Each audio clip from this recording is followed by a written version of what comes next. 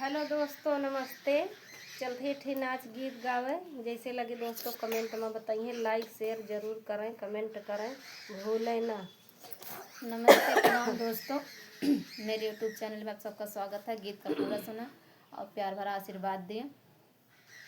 के बटोरैना नदी, के बटोरैना नदी, तोहर भैया बिनय अंगनमा के बटोरैना नदी, तोहरे भैया बिनय अंगनमा के बटोरैना नदी, के बटोरैना नदी, के बटोरैना नदी, तोहरे भैया बिनय अंगनमा के बटोरैना नदी, तोहरे भैया बिनय अंगनमा के बटोरैना नदी, फूलवा बरसै मोर अंगनमा के बटोरैना नदी, फूलवा बरसै मोर अंगनमा के बटोरैना नदी, के बटोरैना नदी, के बटोरैना नदी, फूलवा बरसै मोर अंगनमा के बटोरैना नदी, फूलवा बरसै मोर अंगनमा के बटोरैना नदी,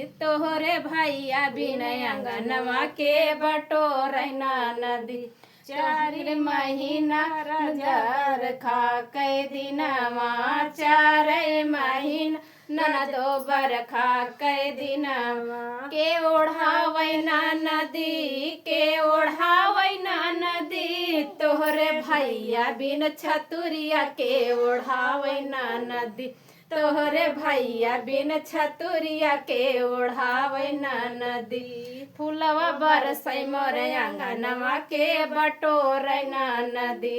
फूलवा बरसै मोर अंगनमा के बटोरैना नदी, के बटोरैना नदी, के बटोरैना नदी, फूलवा बरसै मोर अंगनमा के बटोरैना नदी, चार महीना गर्मी कै दिनमा,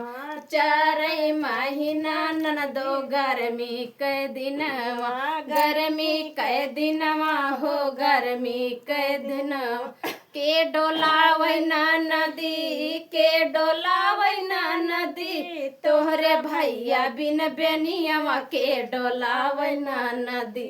तोहरे भैया बिन बेनियवा के डोलावैना नदी, तोहरे भैया बिन बेनियवा के डोलावैना नदी, फूलवा बरसै मोर अंगनमा के बटोरैना नदी, फूलवा बरसै मोर अंगनमा के बटोरैना नदी, के बटोरैना नदी,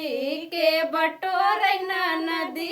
फूलवा बरसै मोर अंगनमा के बटोरैना नदी, फूलवा बरसै मोर अंगनमा के बटोरैना नदी, चार महीना नदी जाड़ा के दिनमा, चार महीना नदो जाड़ा के दिनमा, जाड़ा के दिनमा हो जाड़ा के दिनमा, के ओढ़ावैना नदी, के ओढ़ावैना नदी, तोहरे भैया बिन रजैया के ओढ़ावैना नदी, तोहरे भैया बिन रजैया के ओढ़ावैना नदी, फूलवा बरसै मोर अंगनमा के बटोरैना नदी, फूलवा बरसै मोर अंगनमा के बटोरैना नदी, के बटोरैना नदी,